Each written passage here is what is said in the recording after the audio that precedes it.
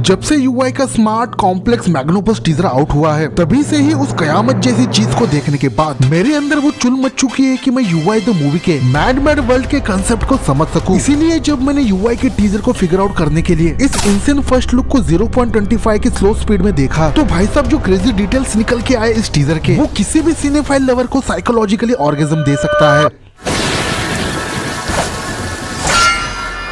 Detail number 12 है Adam and ewe. Honestly कहूँ तो जब मैंने स्टार्टिंग में ये गुलाबी नंगे पुंगे लोगों का जंगल में मंगल करने वाले इस सीन को देखा तब मुझे इस चीज का बिल्कुल भी आइडिया नहीं था कि ये वो अकॉर्डिंग टू बाइबल धरती पर रहने वाले ये वो फर्स्ट ह्यूमंस है जिसे एडम और ईव कहा जाता है। और ब्लडी स्वीट फोकलोर्स में ऐसा कहा जाता है कि गॉड ने एडम की मांस और पसली निकालकर एडम की अर्धांगिनी ईव को क्रिएट किया था और उसके बाद से ही दुनिया की पॉपुलेशन एक्सपांड हुई। इसके बाद डिटेल नंबर 11 है द टाइमलाइन। अब टीजर के अंदर अतरंगे कैरेक्टर्स के कॉस्ट्यूम देखकर बहुतों को ऐसा हार्ड तरीके से फील हो सकता है कि मे बी इस डिस्टोपियन वर्ल्ड की टाइमलाइन पास्ट में सेट होगी, बट ऐसा सोचने की भूल से भी गलती मत करना क्योंकि यूआई के टीजर के इस माइंड को ब्लास्ट करने वाले फ्रेम को देखोगे तो यहाँ पर एप्पल के अल्टरनेटिव लोगों को दिखाया है जो अगेन इस बात को क्लियर कट कंफर्म कर देता है कि इस डिस्टोपियन वर्ल्ड की टाइमलाइन फ्यूचर या प्रेजेंट में सेट होगी जहाँ पर यूआई से लेकर एआई तक की डिस्ट्रक्टिव जर्नी को दिखाया जाएगा। वही डिटेल नंबर 10 की बात करूँ तो ये मास्क वाले बंदे कोई और नहीं बल्कि बहुत ही गंदे तरीके से शिट लेवल की जियोपॉलिटिक्स करने वाले और किलो से ब्रेकिंग न्यूज बांटने वाले मीडिया का वर्ल्ड है जो अपने माइक से टीपी यानी टाइम पास करते हुए झूठी सच्चाई का मास्क पहनकर पूरे वर्ल्ड में हेट्रेड फैलाते हैं। और इस डार्क मीडिया की सच्चाई को डीपली दिखाने के लिए डिटेल नंबर 9 में इस टीजर के अंदर जोकर को दिखाया गया है। अब ये बात बताने की जरूरत नहीं होनी चाहिए कि जब भी हमने द एजेंट ऑफ क्योस को यानी जोकर विदूषक के कैरेक्टर को देखा है तो उसके एक्टिविटीज को वेस्टर्न वर्ल्ड ने सराखों पे बिठाया है, बट इस टीजर के सिंपल शॉट में क्लियर कर दिखाया गया है कि जितने भी पपेट मीडिया पूरी दुनिया में ऑपरेट होती है उसे द सिंबल ऑफ टेररिज्म कोई ना कोई जोकर अपने मतलब का काम निकालने के लिए पूरी दुनिया के अंदर हेट्रेड फैलाता है। वही डिटेल नंबर 8 की बात करूँ तो यूआई के टीजर के अंदर जो दुनिया दिखाई गई है क्या वो रियल में एग्जिस्ट करती है या इंटरनेट के किसी कोने में किसी ऐप की तरह ये दुनिया एक वर्चुअल वर्ल्ड का पार्ट है, क्योंकि लॉजिकली देखा जाए तो यूआई के इस वर्ल्ड में सारे डिफरेंट कंट्रीज के पीपल एक साथ रह रहे हैं, वो भी उनके ट्रेडिशनल कल्चर और आउटफिट के साथ, मानो जैसे कि कोई पीसी या स्मार्टफोन पे चलने वाला गेम हो। और अगर थोड़ा लॉजिक लगाते हुए डीपली सोचा जाए वर्चुअल गेम का वर्ल्ड ही वो जगह होती है जहाँ पर वर्ल्ड के किसी भी कोने का बंदा वर्चुअली अपने अवतार को जनरेट करते हुए उस इंटरनेट के वर्ल्ड के अंदर किसी भी बंदे को मिल सकता है। तो देखा जाए तो मूवी रिलीज होने तक ये एक मिस्ट्री रहेगी, आखिर यूआई का वर्ल्ड एक भ्रम है या वास्तविकता। वही डिटेल नंबर 7 है लव एंड अट्रैक्शन। अब यूआई के टीजर को किसी बंदे ने आंखें फाड़ते हुए देखा है तो इस छोटे से पावरफुल सीन के हर फ्रेम को कोने कोने तक देखोगे तो एक powerful one side love story तुम्हें देखने को मिलती है जिसमें झूले पर बैठी हुई ये बंदी मूवी के लीड कैरेक्टर से फटे मोहब्बत करती है और उसकी पैशनेट लव की इंसेनिटी वॉल पे तुम्हें देखने को मिलेगी, जहाँ पर बंदी ने हीरो के फोटोज और उसके तीर मारने वाले फीलिंग्स को दीवार पे चिपका रखा है। जहाँ पर डिटेल नंबर 6 मूवी के लीड कैरेक्टर का नाम भी रिवील होता है और इस मूवी के अंदर उपेंद्र का कैरेक्टर का नाम सत्या होने वाला है जिसे इस वॉल पर फोटो के साथ क्लियरली मेंशन भी किया गया है। वही डिटेल नंबर 5 की बात करूँ तो इस सीन के जरिए ह्यूमंस के लालच और ग्रीड के इवोल्यूशन को भी दिखाया गया है कि कैसे पहले एक मेक को मारकर लोग अपनी ताकत का लोहा दिखाते थे, फिर जैसे जैसे गरीबी और भूखमरी बढ़ी तब लोग एक दूसरे को लूटने लगे। और इस तीसरे नशे वाले शॉट को आर्टिफिशियल वर्चुअल वर्ल्ड के नशे में रहने वाले जनरेशन को डेडिकेट किया है जो एक बार स्क्रॉल करने बैठ जाए तो उस नशे में लौंडे पूरी दुनिया भूल जाते हैं।